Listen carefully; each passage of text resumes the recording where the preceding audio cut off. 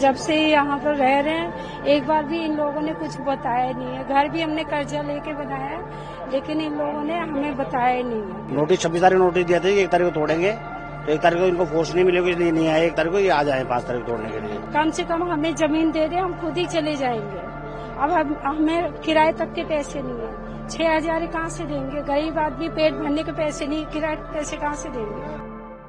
राजधानी दिल्ली के तैमूर नगर इलाके में डीडीए ने बड़ी कार्रवाई को अंजाम दिया है। जानकारी के अनुसार तैमूर नगर के आईजी कैंप इलाके में नाले के किनारे बने अवैध निर्माण को डीडीए ने ढा दिया। कार्रवाई सुबह 9 बजे शुरू हुई। यहाँ रहने वाले अधिकांश लोग बाहर से आए हैं। इसके अलावा कुछ बांग्लादेशी भी यहाँ रहते हैं, जिसको लेकर दिल्ली पुलिस कई बार छापेमारी भी कर चुकी है। 3 दिन पहले ही पुलिस ने यहाँ से बांग्लादेशी चांद मियाँ को अरेस्ट किया था, जो कि इसी इलाके का रहने वाला बताया जा रहा है। चांद मियाँ पर कई बांग्लादेशियों को अवैध रूप से दिल्ली में बसाने के आरोप हैं। वहीं बुलडोजर की इस कार्रवाई के बाद लोगों का दर्द भी छलका है। सुनिए उन्होंने एमसीडी की इस कार्रवाई को लेकर के क्या कुछ कहा।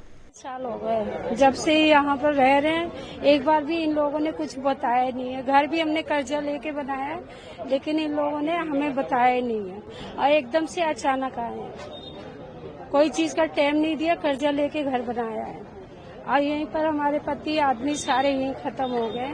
कोई सुनवाई नहीं हुई है। जो हाथ में कागज है ये क्या है? ये जमीन का पेपर है, जमीन का है। कौन सी जमीन? ये वो द्वारका में जमीन मिली थी ना, उसका है। चाबी वो भी दिया ही नहीं है, ऐसे खाली करवा रहे हैं। कम से कम हमें जमीन दे दे, हम खुद ही चले जाएंगे। अब हमें किराए तक के पैसे नहीं है। 6,000 कहाँ से देंगे? गरीब आदमी पेट भरने के पैसे नहीं, किराए के पैसे कहाँ से देंगे? तो अब यहाँ कितने टाइम से आप बसे हो? 30-35 साल बताते हो रही आपसे। हाँ, जब से यही हमारे बच्चे बड़े हुए यही अब हो गए। एक लड़का मेरा खत्म भी हो गया, मार दिया गया है। जब से कोई सुनवाई नहीं हुई है। अब बताओ यहाँ से खाली करेंगे, हम जाएंगे कहाँ? तो ये दिक्कत है। अब इनको बोलो कि हमारी कोई सुनवाई करे, जगह जमीन तो दे। हमारे पास तो कुछ भी नहीं है, ना गांव में जगह है, ना यहाँ पर जगह है। तो अब यहाँ से आपने खाली कर दिया तो कहाँ जाके आप? अभी इधर ही किराए पे किसी घर में लिया। इस किराए पे लिया? नहीं, सामान किसी घर में रखा है। लगभग 500 झुग्गियों को चिन्हित किया गया जी। 500 झुग्गी? जी।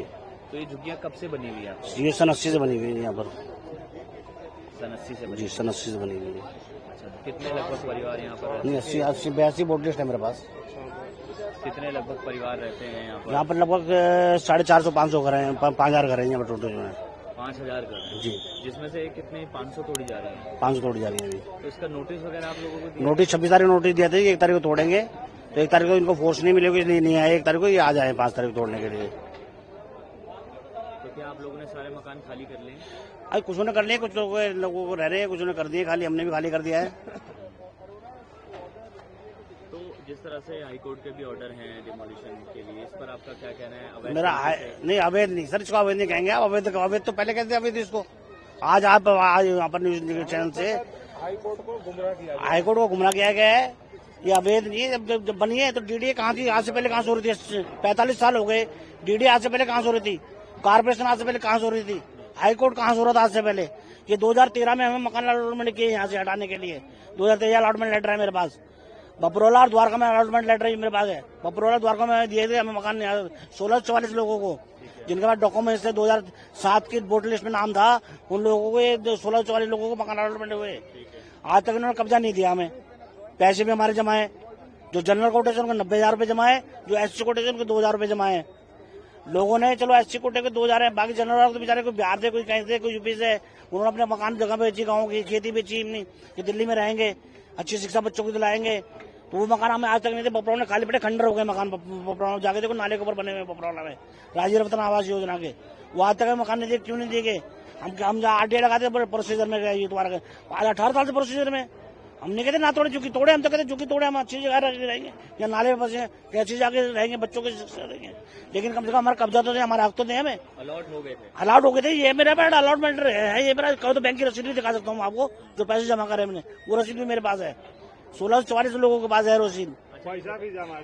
ये बताइए कि अब जब प्रशासन के लोग यहाँ पर आए होंगे जी, तो क्या आपको कुछ बोला गया कि आपको कहीं और बसाया जाए? नहीं, ऐसा कुछ नहीं करा इन्होंने। सिर्फ कहे अपने मकान खाली कर लेना, हम इंतजार को तोड़ने आएंगे। ये अवैध है। आज ही अवैध हो गया। 45 साल पहले अवैध नहीं थे, जब ये बस नहीं बसने देते झुग्गियों को यहाँ पर, जब क्यों बसने दिया इन लोगों को? जब तो डीडी भी पैसा खा रही थी, कॉर्पोरेशन भी पैसा खा रही थी, जो भी अधिकारी सब पैसा खा रहे थे, बताओ कोई दिक्कत नहीं है।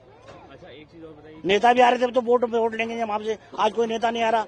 मोदी जी का नारा जहाँ चुकी हुए मकान, आज मोदी जी भी नजर नहीं आ रहे। यहाँ के सांसद हर्षवर्धन जी वो भी नजर नहीं आ रहे। आज जो प्रवेश वर्मा जी मंत्री हैं इस डिपार्टमेंट के, उन्होंने भी हाथ खड़े कर दिए। आज हम कहते तोड़ो, हमें दिक्कत नहीं, लेकिन हमारा अलॉटमेंट लेटर हमारे पास, इसका तो जवाब दे दो कम से कम।